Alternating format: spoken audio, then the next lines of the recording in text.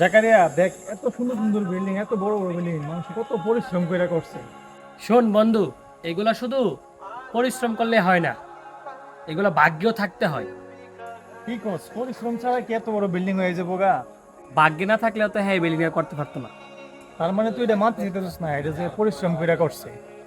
না, ঠিক আছে, আমি তোর প্রমাণ করে দেখাইতেছি যে পরিশ্রম ছাড়া যে কোনো কিছু করা সম্ভব না। দে তোর মোবাইলটা দে, আমি প্রমাণ করে দেখাইতেছি।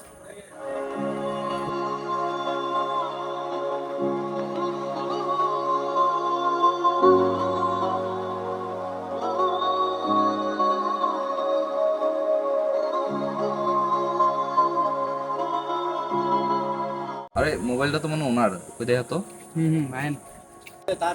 ভাই মোবাইলটা মনে হয় আপনার, দেখেন ওখানে করে ছিল। জি ভাই, মোবাইলটা আমারই ভাই। ধন্যবাদ ভাই আপনাদেরকে।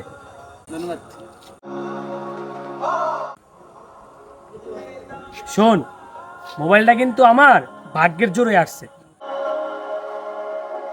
শোন, পরিশ্রম তো রাজমিস্ত্রিও করে, যারা রিক্সা চালায় তারাও কিন্তু অনেক পরিশ্রম করে, কিন্তু তাদের ভাগ্য তাদের সহায় হয় না।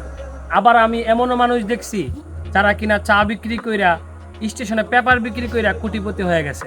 একটা মানুষ যখন পরিশ্রম কইরা বড়লোক হয়, তখন দুনিয়ার মানুষকে বলে বেড়ায় যে দেখ আমি পরিশ্রম করে বড়লোক হয়েছি। আবার যখন সে কোনোভাবেই না কোনোভাবে স্লিপ কেটে গরিব হয়ে যায়, তখন কয় সবই আমার কপালের দোষ। জীবনটা আছে না, ব্যালেন্স করে চালানো উচিত। যে সবসময় আল্লাহ পাকের খুশি রাখে, তার ভাগ্য কখনোই খারাপ হইতে পারে না।